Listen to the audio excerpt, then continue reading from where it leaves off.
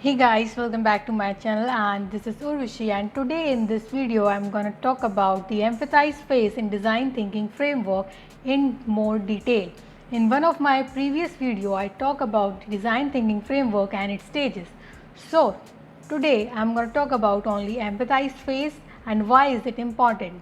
So without any further delay, let's get started.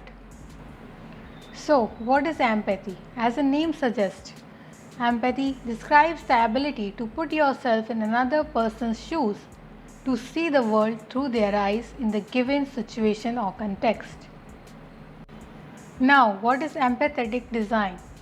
This means keeping in mind the user throughout the process of designing or creating something. It means that you should be aware of what the user needs and what the user wants. So, how can we achieve empathetic design? It is achieved by humble attitude and approach to creating intentional and meaningful experiences for people. So, why is it important? Designers need to build empathy for their users to take right course of action.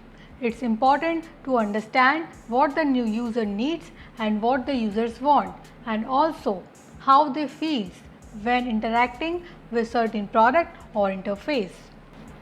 You can ask questions like, does the layout of this app evoke the feelings of frustration, or what emotions does the user go through when navigating the app? So, in building empathy, designers can create products which truly please the users and make their lives easier.